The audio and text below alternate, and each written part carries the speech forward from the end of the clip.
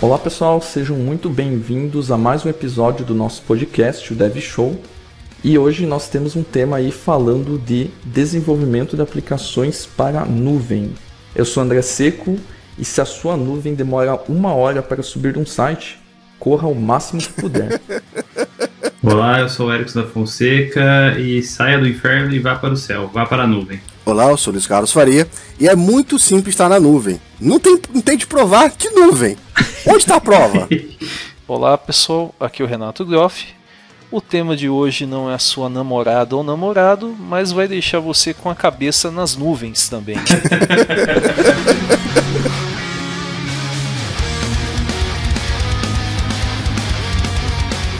Muito bem, pessoal. Então, para iniciar o nosso papo hoje falando aí de cloud computing, nuvem, migração, né? A gente vê muito esse cenário aí nas empresas do Brasil e do mundo também, né? Alguém que está num cenário on-premise, está num cenário aí local, trabalhando sem nenhuma conexão com a nuvem, como a gente conhece ela.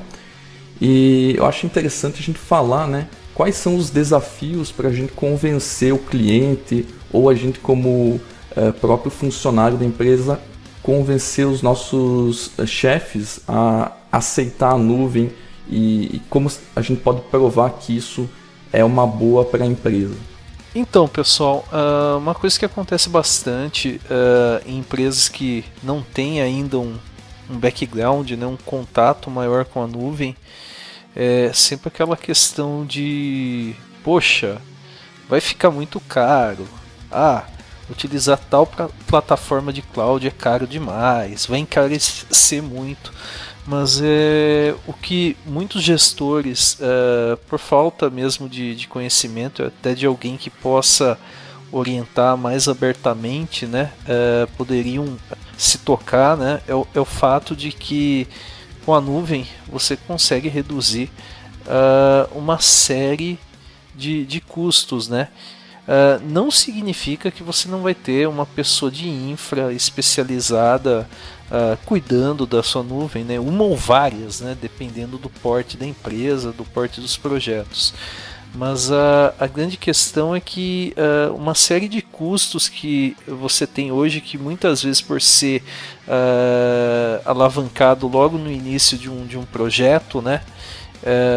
Isso acaba meio que passando despercebido. Mas você tem aí custos com energia, custos com seguro, né?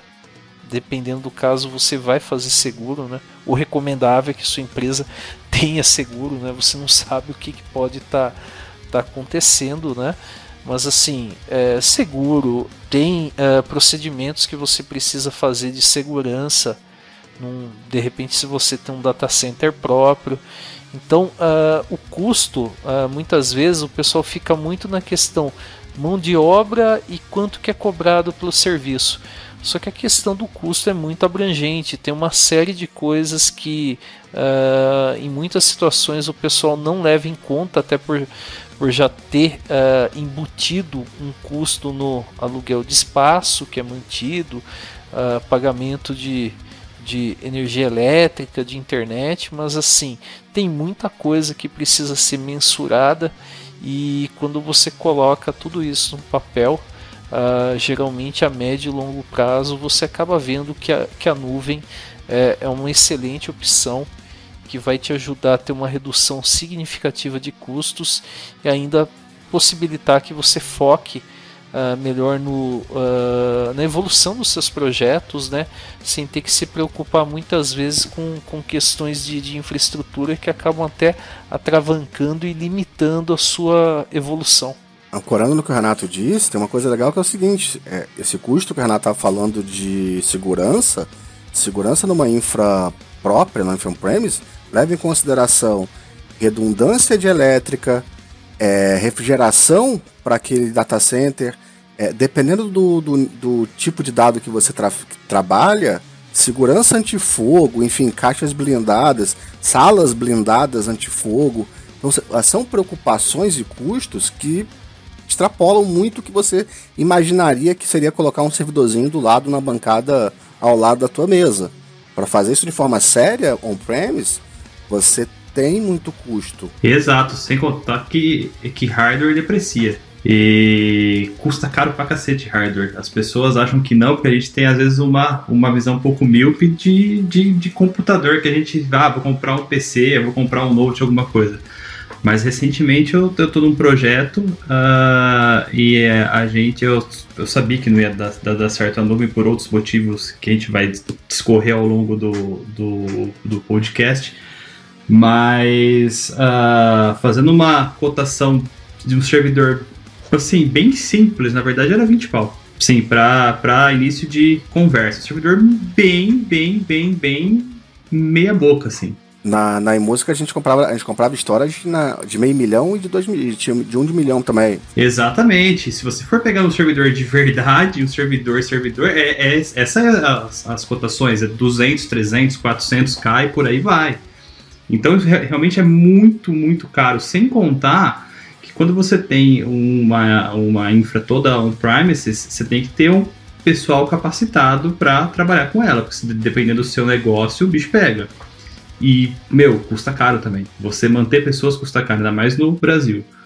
Então, isso daí que eu acho que é o principal desafio de você conseguir mover uma aplicação ou sugerir para um cliente a nuvem, é exatamente eu acho que o ponto focal é você tentar mensurar esse gasto que ele tem e o gasto que ele vai ter na nuvem. Porque quando ele fala, vou ter um gasto mensal na nuvem, vou ter que pagar todo mês, mas como se ele não pagasse todo mês tudo aquilo que o Groff e o Farias acabaram de falar agora. Eu acho que essa sacada que muitas vezes o cliente não tem. Quando a empresa ela não é de TI, ela é uma empresa de qualquer outro segmento, o negócio fica mais difícil ainda de você convencer o cara. De falar assim, não, vamos lá pra nuvem e tal. Putz, o cara já começa, não, mas meu dado na nuvem, não sei o quê... Mas veja bem, quanto eu vou gastar por mês, a gente já tem tudo aqui no meu pé e tá tudo funcionando e tal. Aí você fala, não, mas olha o tanto de gasto que você tem, não, mas já tenho todas essas aplicações assim, eu vou ter que mudar tudo. E aí aquela coisa, né? As pessoas elas são relutantes à mudança por via de regra, né? Sim, acho que é o primeiro ponto, a questão que, como o pessoal falou, quando se está tentando convencer um cliente ou algum superior seu, a primeira coisa que ele vai ver é custo, né? A gente concorda nisso, que a primeira coisa que ele vai querer saber é se vai aumentar, vai diminuir, como que vai ser cobrado e tudo mais. Como o Erickson falou, muitas vezes eles não calculam esse custo invisível, né? Que beleza, você tem uma estrutura já on-premise, que já tem uma conta de luz, conta de N faturas, né? E às vezes isso não acaba entrando na conta como gasto para rodar a tua aplicação também, né? E o Luiz falou também da questão de que você precisa ter refrigeração, então isso talvez não entre na conta.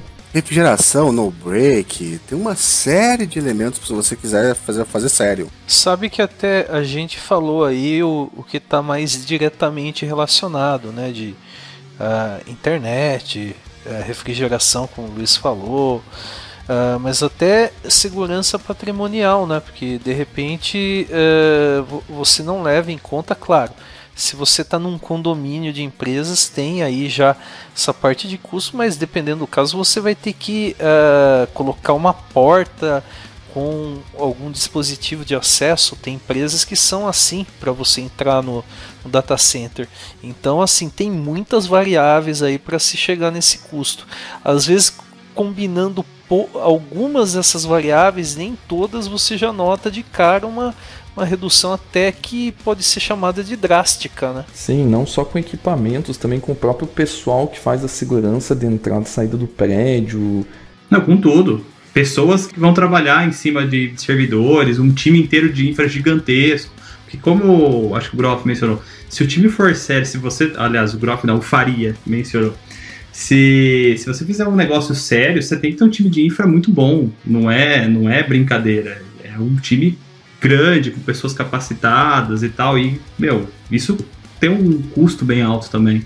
Na nuvem você consegue diminuir esse custo também, na verdade. Levando em conta só o custo de pessoas, você em geral paga o teu custo mensal de infra. Exatamente. Sem comprar hardware nenhum. Então, assim, você hoje tem um custo de pessoas, sei lá, 20 mil reais de pessoas para 1, 2 pessoas, 3 pessoas, não sei quantos você gasta com 20 mil. Mas você teria isso, sei lá, de nuvem e não precisaria comprar hardware. Hoje você gasta 20 mil com as pessoas e compra hardware. Outro ponto também, foi falado de infra, né? O pessoal costuma ter uma falsa ilusão, isso mais da parte de gestores, que vai dar para cortar os quadros de pessoal de infra de maneira drástica. E não é por aí. Com certeza não.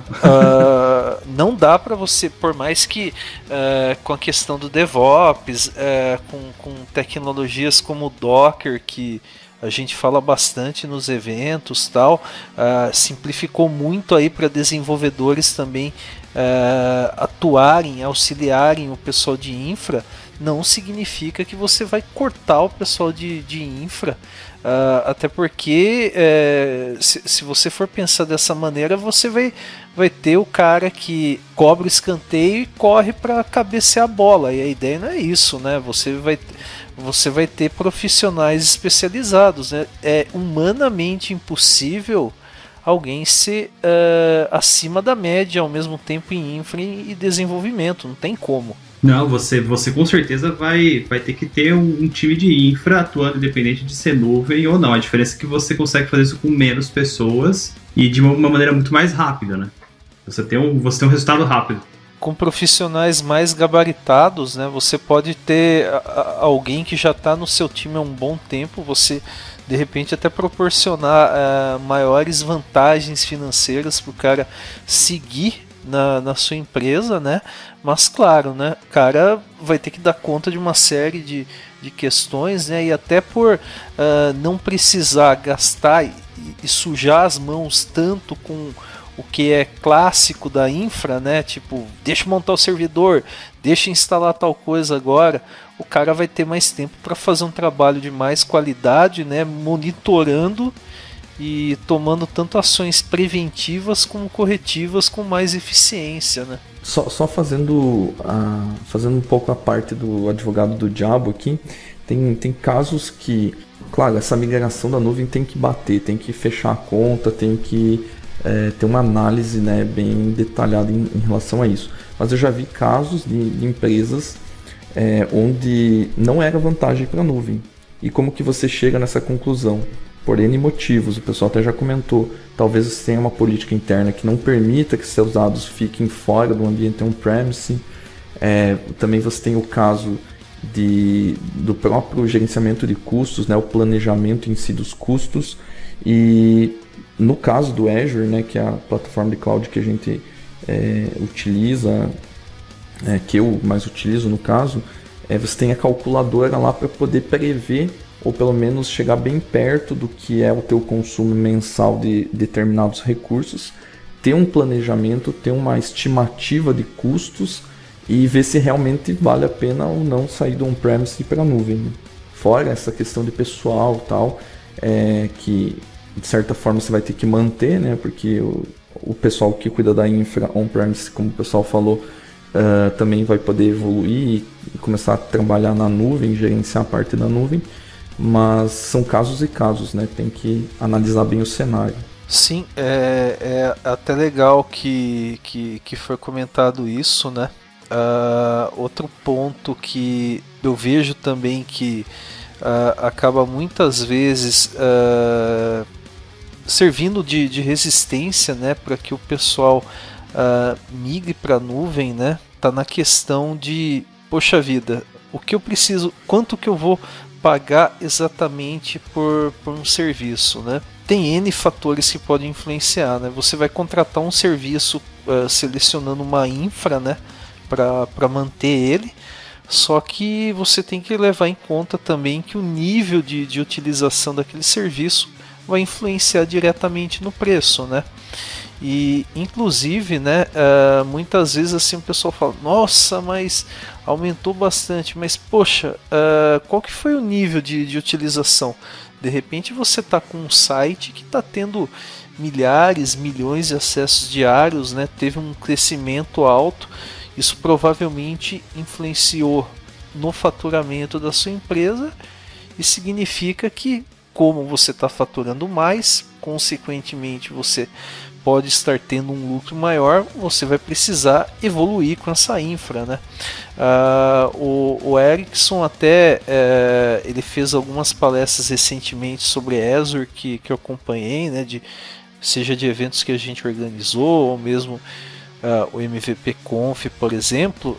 Muitas vezes você tem serviços do Azure que, se você está num projeto de médio ou pequeno porte, dá para você ter um gasto mínimo com isso, um gasto irrisório mesmo. E claro, se a sua empresa crescer bastante, se aquela ideia que você traduziu num projeto crescer bastante, o custo vai aumentar e você vai ter que selecionar uma infra mais parruda, né? Exatamente. Eu acho que é o primeiro passo. Eu até falo, antes de qualquer migração ou de qualquer coisa que você queira fazer, ou criar uma aplicação e colocar ela na nuvem, ou migrar uma aplicação e colocar ela na nuvem, eu penso que o primeiro ponto é você realmente entender o negócio, né? Entender ou se essa aplicação ela já existe, você entender mesmo o negócio, por que ela foi feita, o que ela realmente faz, com o que ela se integra, ou se você tem uma ideia de produzir um sistema e quer pôr ele na nuvem. Então, acho que assim, o primeiro ponto, na verdade, é você entender o negócio, o que eu estou planejando, o que meu sistema faz, o que meu sistema eu quero que ele faça. E aí você consegue mensurar, mais ou menos através, até eu acho que o André falou, com a própria calculadora do Azure, você começa a mensurar os pontos e aí você começa a ver se vale a pena ou não, e com o negócio fluindo, como o Groff mencionou, a coisa começa a andar e você começa a ter serviços melhores, aí começa a pegar uns serviços mais parrudos. Outro ponto assim de custo que a gente vê muitas vezes tem tal tecnologia, nossa, tá todo mundo utilizando, vamos utilizar também. Você precisa medir bem se toda a infra que está por trás de uma tecnologia específica, né, ela não é demais de repente para o seu projeto, não é muita areia para o seu caminhãozinho, né? É uma coisa que a gente vê bastante com a adoção do Kubernetes, por exemplo. Chega e a pessoa fala, poxa, eu preciso de 10, 20 instâncias da minha aplicação rodando. Pegando o caso do Azure, né? O que pode acontecer? Você pode, com serviços como o Azure App Service, que também tem suporte a Docker, conseguir subir uma aplicação rodando 10, 20 instâncias sem muitas dificuldades. Dá para integrar com Azure DevOps, com Jenkins facilmente, né? E você vai ter um custo muito menor do que jogar essa aplicação que, tudo bem, é importante para o seu negócio, importante para a sua empresa, mas que uma infraestrutura como o Kubernetes seria um pouco demais para a sua demanda, né? Exatamente. Eu vi uma frase outro dia, não lembro de quem foi para dar os créditos, mas enfim, você não deve utilizar uma tecnologia pela tecnologia em si, né? Você tem que ter uma motivação que seja atender o negócio, que seja o mais correto, né? Então, vai utilizar a Kubernetes só porque está no hype e todo mundo está falando sobre isso. Não, né? Você vai utilizar se você precisar. É essa necessidade que vai justificar o custo que você vai ter, e vai ter que se explicar aí para o seu superior por que você está provisionando um recurso desse tipo. Então, vai depender muito da sua necessidade mesmo. No caso de Docker e Kubernetes, você tem ali alguns argumentos possíveis. Primeiro, que você tem a transparência numa subida no ambiente local, então você consegue fazer alguma coisa no seu ambiente on-premise, reaproveitá-lo, inclusive, faz sentido quando você tem hardware alocado já comprado de anos. Você consegue migrar isso para a nuvem com certa facilidade, e você consegue fazer uma coisa que você não conseguia até então, trocar de nuvem. Você consegue rever custo e entender, posso trocar de uma nuvem para outra. O meu ponto de abstração antigamente eram as máquinas. Em algum momento você tem a entrada do PaaS e você passa a usar produtos que te dão afinidade com a nuvem. Em outro momento, com Docker e Kubernetes, você passa a se preocupar agora com seu ponto de abstração é o Docker. Então todo mundo que roda Docker, todo mundo que roda Kubernetes, roda também a sua aplicação, enfim, e você não depende tanto daquela nuvem específica. Justamente, é como o Luiz falou, né? Justamente pelo fato do Docker trazer para você uma independência grande do ambiente em que vai ficar hospedado sua aplicação, você pode rapidamente mudar de repente de AWS para Azure, né? De repente é mais interessante para sua empresa estar com Azure. Você pode mudar sem grandes traumas, né? Você não vai estar preso a coisas específicas de um ambiente. De repente você trabalharia num ambiente lá, tem algumas características, você projeta, implementa a sua aplicação para se adequar a essas coisas específicas, né? E quando você mudasse de nuvem, né, de fornecedor de nuvem, você ia ter que modificar isso, ver se ele tem algum serviço desse tipo, como que você consegue adequar melhor sua aplicação sem ter que reinventar a roda. Então o Docker traz essa grande liberdade aí para você não ficar preso a uma tecnologia de nuvem e de repente perder o bonde, né, quando um concorrente dessa plataforma te apresenta um serviço que você vê, poxa, isso daqui vai simplificar muito a minha vida, vai trazer um retorno gigantesco.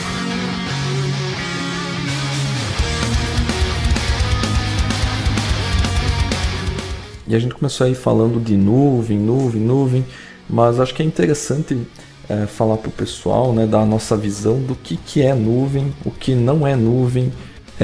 O que vocês acham? Será que VPS é nuvem? Hospedagem compartilhada é nuvem? O que seria e não seria nuvem para vocês? Olha, eu sei que a gente pretende falar de IaaS, né, aqui, mas muitas vezes o pessoal com a nuvem, né, tem uma forte tendência, principalmente quando está começando a utilização, a querer simplesmente colocar a mesma infraestrutura que existe no on-premise na nuvem. Então, eu utilizo SQL Server ou Oracle. Beleza, vou montar uma máquina virtual para rodar isso. Quando você faz isso, você, na esmagadora maioria dos casos, não vai estar se beneficiando das vantagens que a nuvem oferece, né?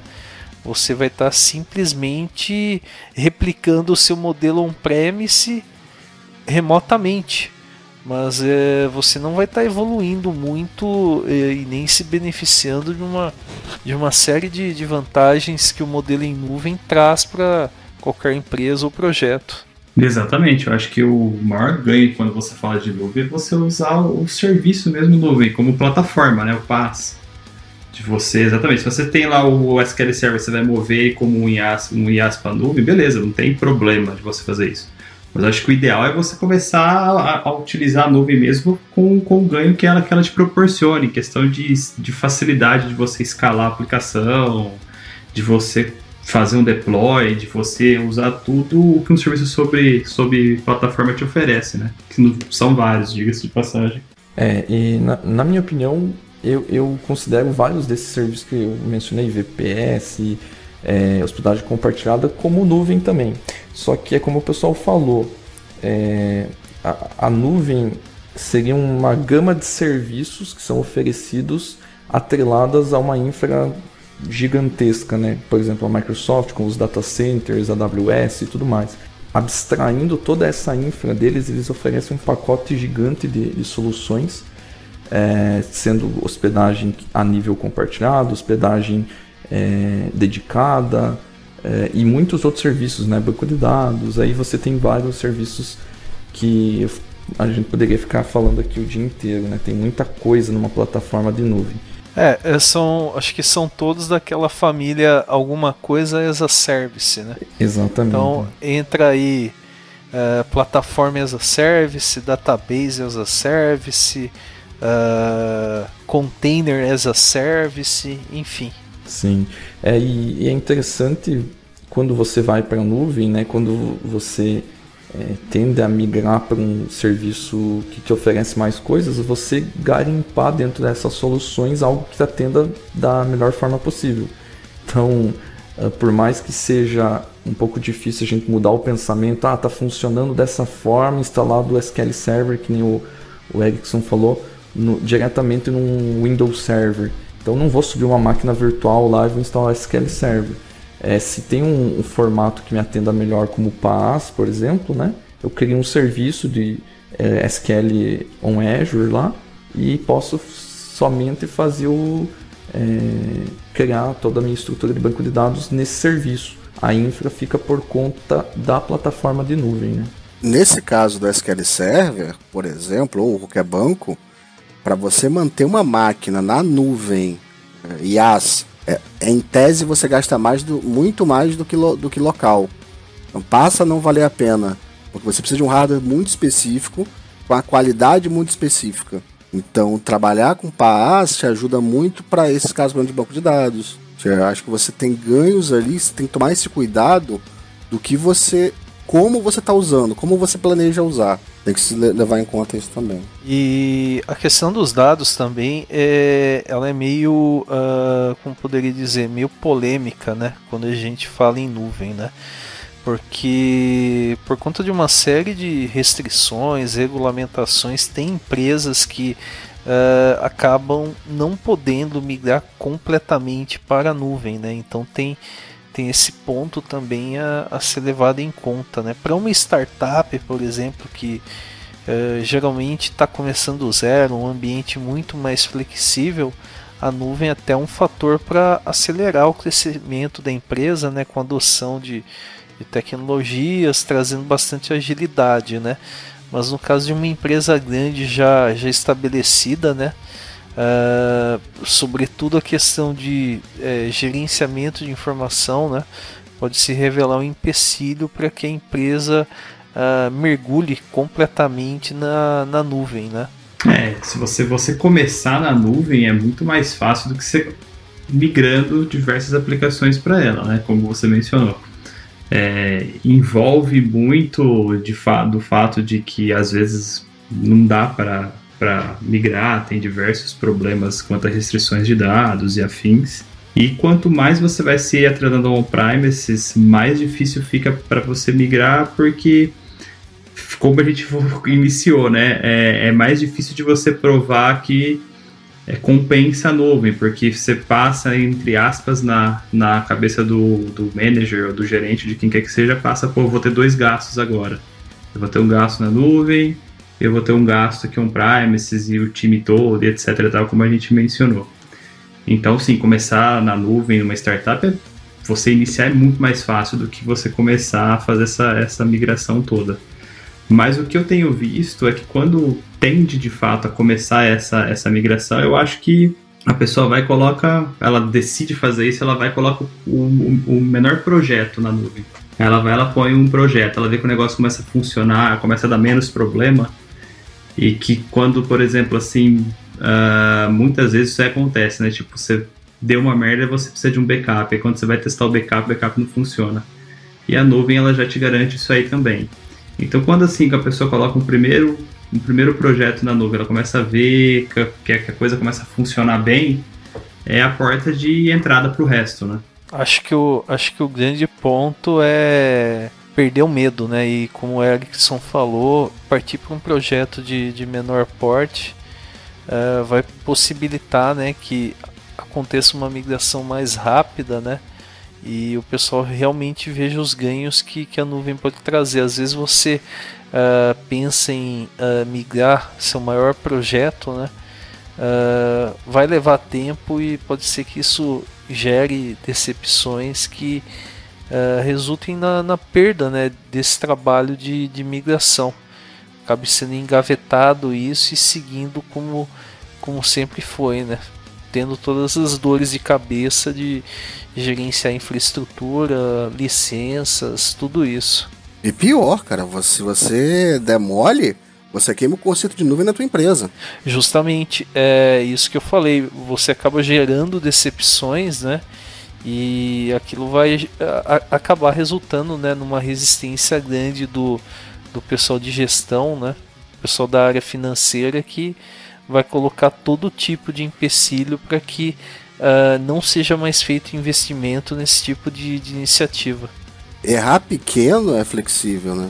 Exatamente, a gente já falou bastante da parte de migração no episódio de migração para .NET Core, obviamente com outro foco, né? Mas quando você fala de migração, você tem que tentar fazer com que ela seja o mais suave possível, né? Para realmente não ter esses empecilhos aí que o pessoal falou. E ainda falando um pouco dessa questão de migração, vou deixar um cenário aqui. Se eu tenho uma aplicação local, seja ela rodando desktop, com uma aplicação desktop e eu quero migrar para web, ou ela é uma aplicação web já, mas ela roda só na intranet da minha empresa, o quão fácil é eu migrar isso para a nuvem? Com o que eu preciso me preocupar? Será que é só mudar lá o caminho do web deploy e mandar para a nuvem a minha aplicação e ser feliz, ou vou ter mais problemas? Eu penso assim, você tem que é meio uma receita de bolo, assim, inicialmente. Claro que cada caso é cada caso.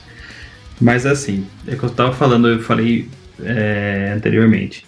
Acho que quando você vai iniciar essa migração, primeiramente você tem que entender o seu negócio, o seu sistema perfeitamente, entender o que de fato ele faz e o que ele gera, e você começar a mensurar o que ele usa de infralocal, aplicação, porque às vezes eu estou migrando um sistema para a nuvem ou uma aplicação, ela tem N dependências dentro do meu cenário on-premises de outras aplicações, então aí já começa a ficar um pouco mais complexo.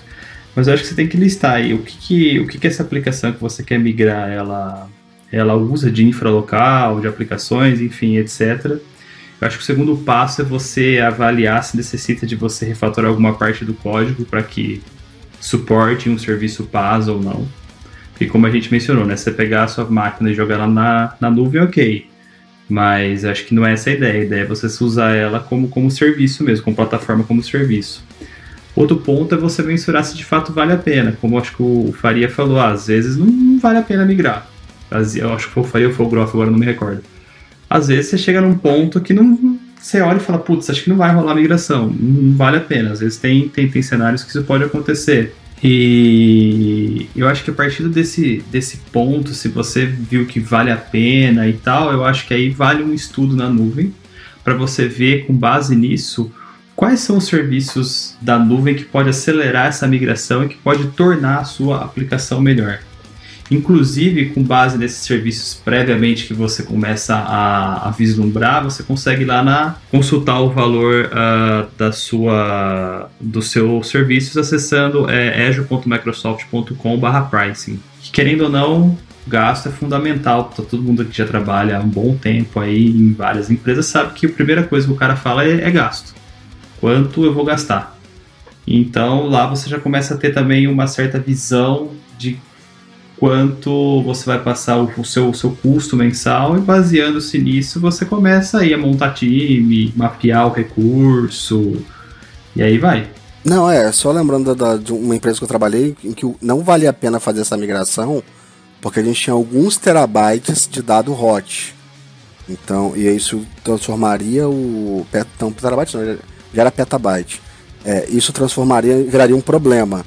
Mas se a gente fizesse um esquema de usar dado code, então tem media code, que tem um delay aí de algumas horas para você ter ela disponível de volta para você, caso você precise, talvez valesse a pena. Então teria que mudar alguns sistemas, teria que mudar alguns projetos, algumas formas das coisas funcionarem para ser viável então migrar para uma nuvem, pensando em ter dado code e dado hot. Vamos lá, para dar uma nivelada na galera aí. O que é dado hot e dado cold, Luiz? Pensa que eu tenho um arquivo para fazer upload, e esse arquivo, se eu consigo ler e escrever agora nesse arquivo, ele é hot, ele é quente. Tá?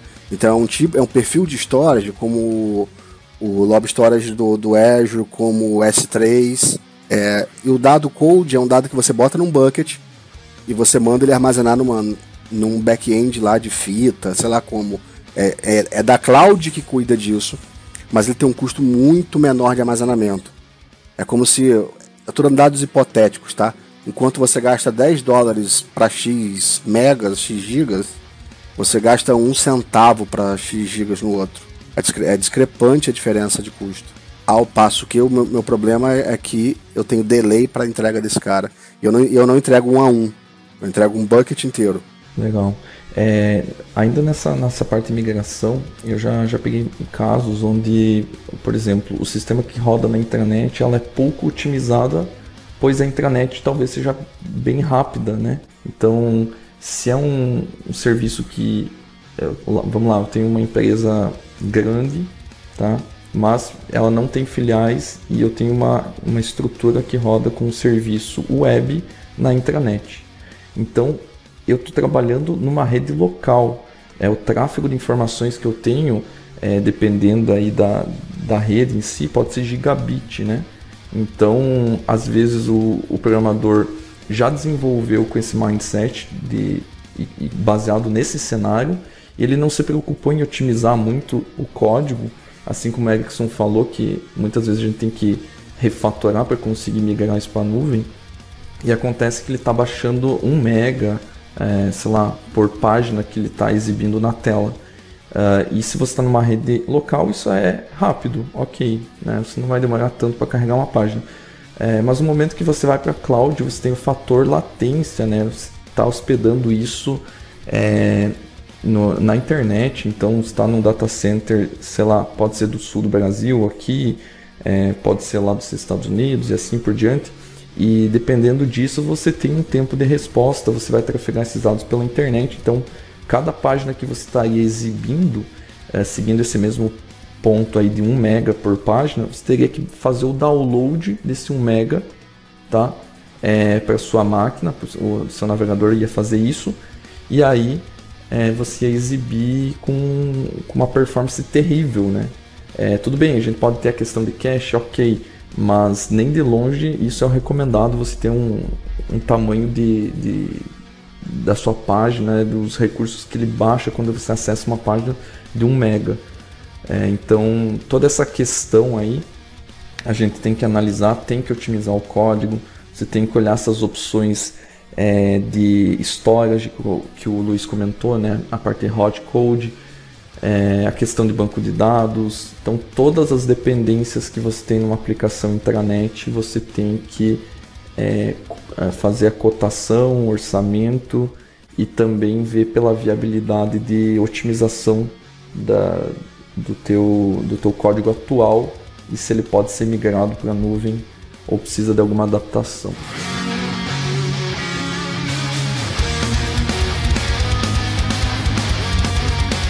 Então, pessoal, em termos de hospedagem, né, a gente faz bastante evento focado no Azure, né, por conta de sermos MVPs Microsoft, né, vários de nós têm mais contato com o Azure no dia a dia, né, mas assim, a gente tem várias possibilidades, né, você pode, por exemplo, sei lá, ter um site estático. Você pode utilizar uma conta de armazenamento para subir o seu site estático. A conta de armazenamento é um dos serviços mais baratos que a gente tem no Azure, né? Inclusive, assim, se de repente é um site estático que foi desenvolvido em Angular, por exemplo, que você vai ter lá toda a parte do Node por trás, você consegue subir tudo isso, né? Usando a conta de armazenamento, até pelo fato de que é JavaScript puro, né? Só que, claro, se é uma aplicação que pode escalar ou já vai escalar de cara, essa não vai ser a melhor opção. Aí você já entra no território do Azure App Service, né? Que para quem já teve algum contato com Azure, muito provavelmente esse primeiro contato envolveu a utilização do Azure App Service. O próprio Azure App Service, né, ele pode ser utilizado para deploy de uma aplicação utilizando imagens Docker, né? Tem um atalho chamado Azure Web App for Containers, que na prática é o App Service, mas trabalhando com Docker. Dá para a gente usar também o Azure Container Instances, né, para rodar um container Docker. Cada recurso que você cria do Container Instances é um container, vai ter um IP, você pode associar um DNS, e a gente pode também utilizar a orquestração de containers na nuvem, né, com Kubernetes, né. O Azure oferece hoje em dia para nós o AKS, né, o Azure Kubernetes Service. A gente consegue montar um cluster Kubernetes e fazer daí o deploy de nossas aplicações. Então, outro ponto legal é que se você pensar em Docker para fazer um projeto de migração, as suas chances de sucesso são muito maiores, inclusive independente de vendor. Você consegue ter um isolamento completo da sua aplicação, um isolamento completo da sua já local, da sua infraestrutura com independência de servidores e tudo, e migrar isso para a nuvem é relativamente fácil. Você desenvolve local como desenvolve na nuvem, com poucas mudanças ou talvez nenhuma mudança, se você fizer uma estratégia legal. Vale a pena correr atrás de treinamento, de alguma coisa que te ajude nisso. Então, pessoal, eu acho que interessante o que eles estão falando em relação à parte de migração ainda, né? Tanto da hospedagem da sua aplicação, aí com a parte do Web Services, com a parte de serviços utilizando o Docker no Azure, também a parte de storage, né? Que a gente acabou comentando um pouquinho antes, podendo hospedar aí dados da forma hot ou cold, né? Então você tem N dependências na tua aplicação que provavelmente você ache um serviço compatível para você subir na nuvem, e isso é muito bacana, né? Porque ele atende vários cenários, inclusive a parte de banco de dados, onde a gente pode subir apenas uma instância do banco, sem ter que ficar instalando na máquina, né? O SQL on Azure, onde a gente pode apenas solicitar a criação desse serviço, falando que a gente quer tantos acessos simultâneos ao banco, aí ele te joga numa camada de precificação já, e você simplesmente vai criar a tua estrutura de banco de dados. Isso de nenhuma forma vai tirar o emprego do DBA, nem nada, né? Entrando num outro ponto aqui, nem dos profissionais de infra. Talvez eles migrem um pouco, vão gerenciar os próprios serviços na nuvem, não vai deixar de ter a necessidade desse profissional na sua empresa. E mesmo como você falou, né, assim, em termos de infra tal, a pessoa de infra, o conhecimento que ela já tem, que veio do ambiente on-premise, ou mesmo um DBA, né, segue, né, e em termos de aplicação, né, de repente, sei lá, você vai utilizar o Azure SQL, vai usar o Postgre, vai usar o MySQL, vai de repente usar o MongoDB via Cosmos DB no Azure. A mudança em termos de aplicação é a alteração de uma connection string, né? Exatamente, apesar que tem aqueles cenários que a gente comentou, né, que talvez tenha que fazer algumas adaptações e melhorias na performance, né, por estar trabalhando num outro ambiente. Mas a essência em si é basicamente trocar uma connection string e vai estar funcionando na nuvem, né, após subir o serviço.